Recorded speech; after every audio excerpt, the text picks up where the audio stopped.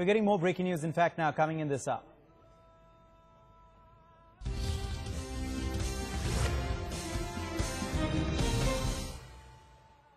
Rehman Makki says the Pakistan Prime Minister did not support Jihad and Islam, and that's why he was disqualified.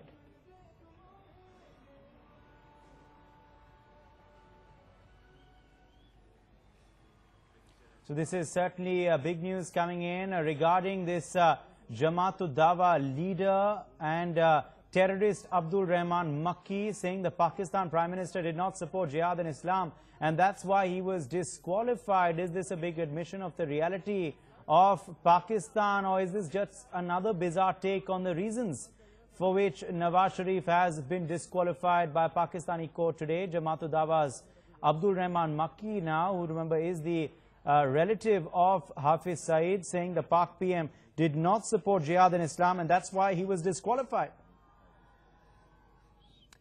So a bizarre justification coming in of the resignation of Nawaz Sharif there, or the disqualification rather of Nawaz Sharif, being offered by the Jamat-ud-Dawah's Abdul Rehman Makki.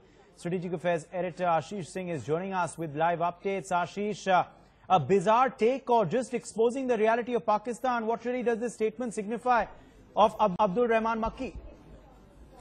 Well, officially, these kind of statements have no value. But what is important is these kind of statements expose the mentality and the expectation of the Pak-sponsored terror organizations from the Pakistani government and Pakistani Army and ISI.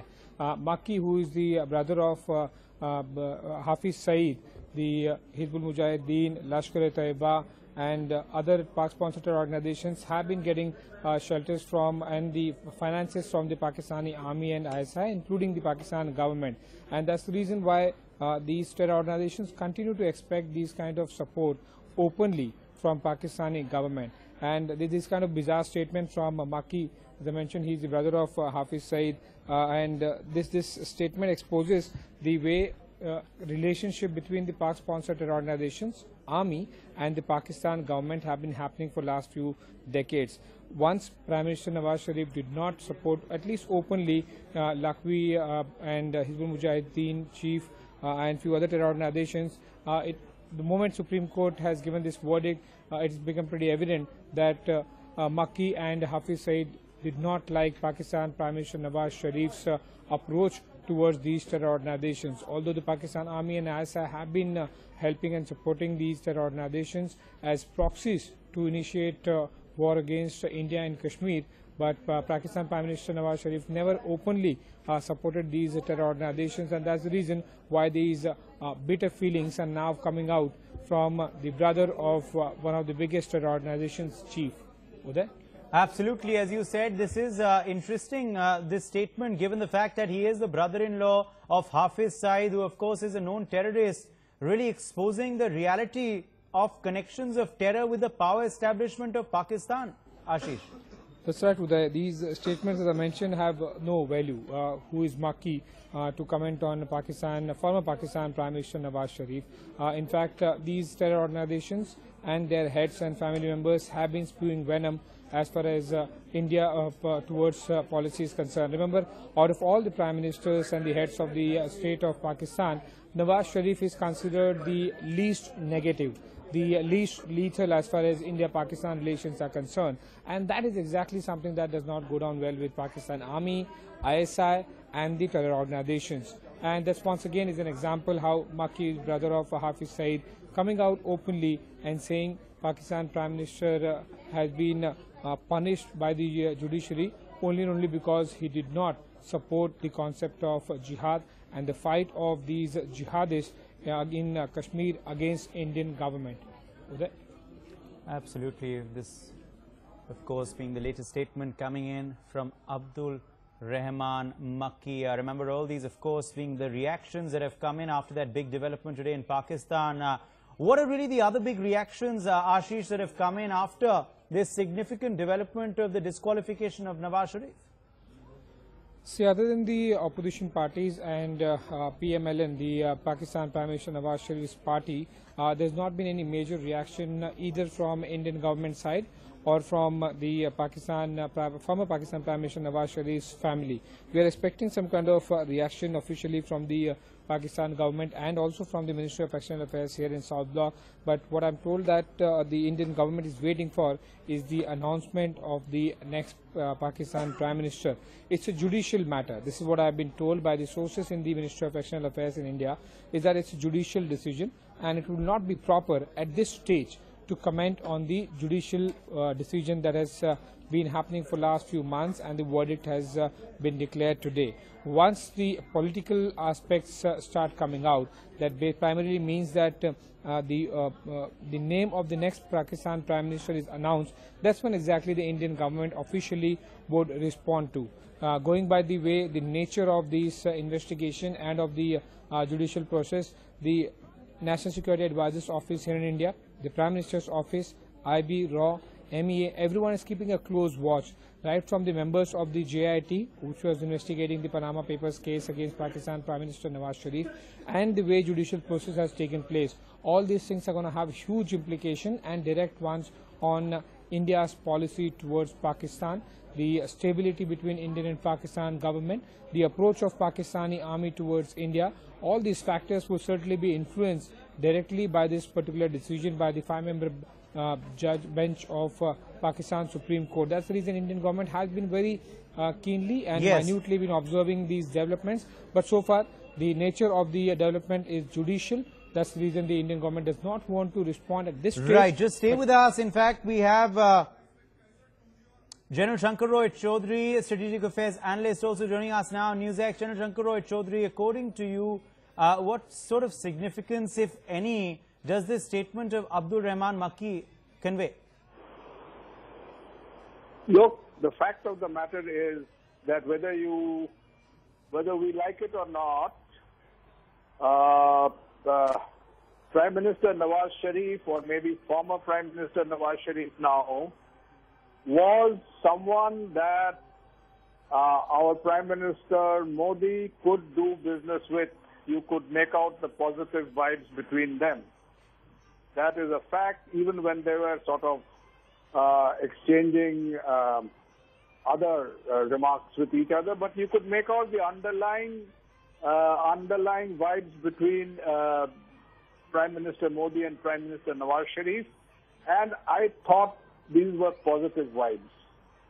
But now that the Supreme Court of Pakistan has said, on a different matter, on a different case, that Prime Minister Nawaz Sharif is disqualified from holding office, there will be somebody else who is coming.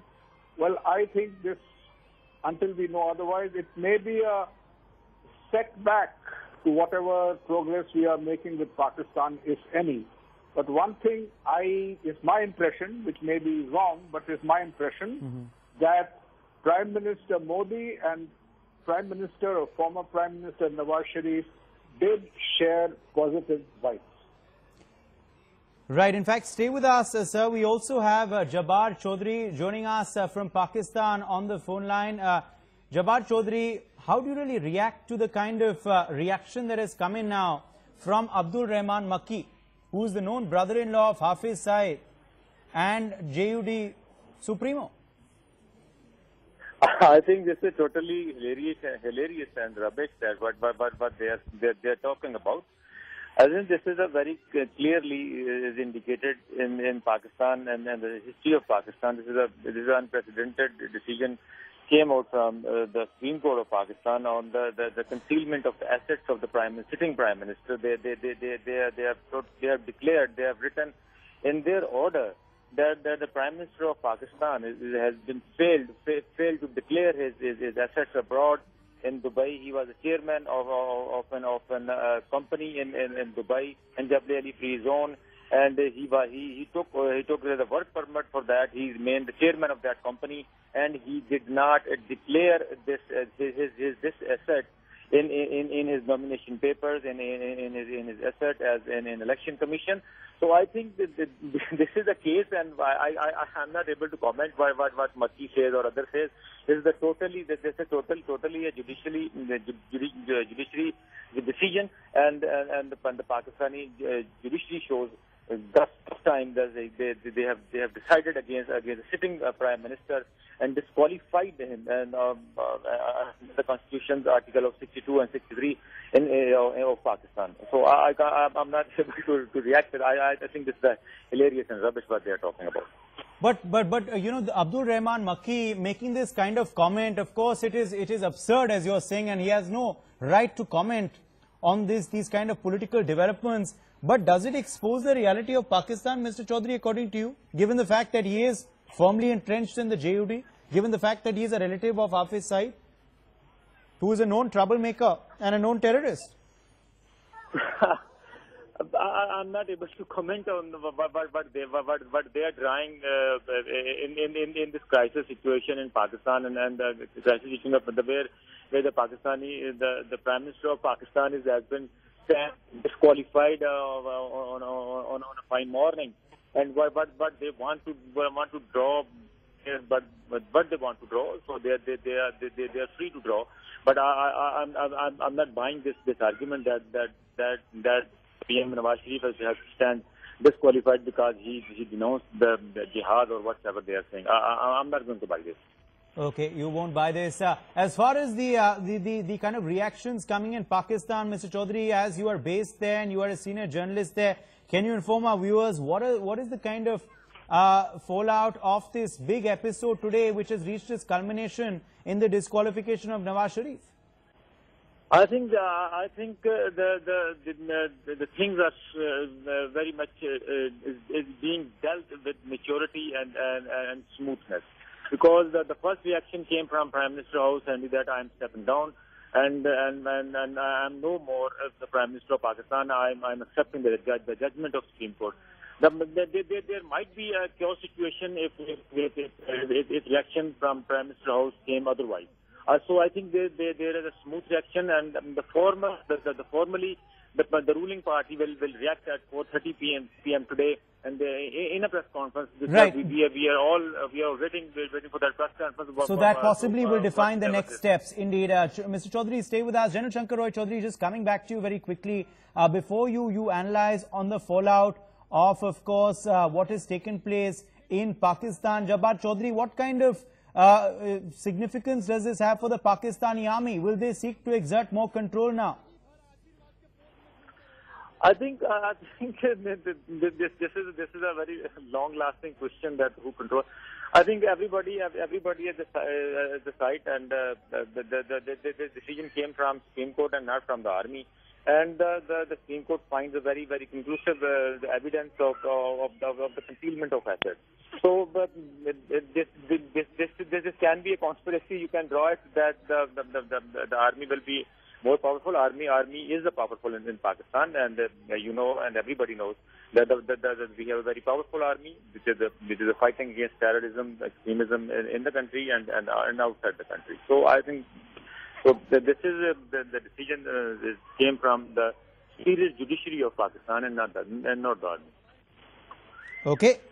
We leave it at that. Mr. Jabbar Chaudhary, thanks very much for joining us with your perspective there. Let's get in a reaction now coming in from senior BJP leader and former Home Secretary R.K. Singh. I take it with a pinch of salt, because this is not so simple and straightforward as it appears.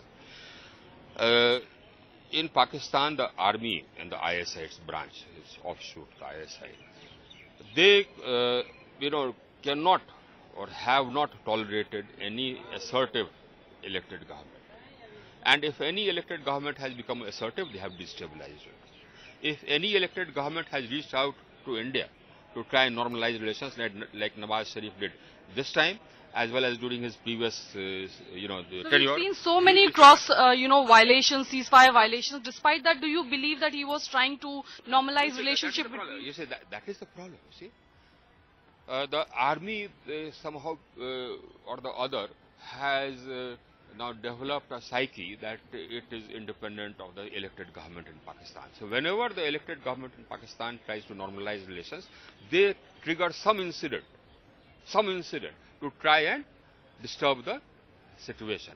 This is what the army has been doing, and they also at the same time destabilize the Prime Minister. You don't for a moment think that all this which happened, the allegations coming out, the GIT being set up, and the JIT giving its report, and then after that this quick verdict, or that all this happened naturally. It didn't. It didn't. It was all orchestrated by the men in uniform. I mean, Pakistan is different.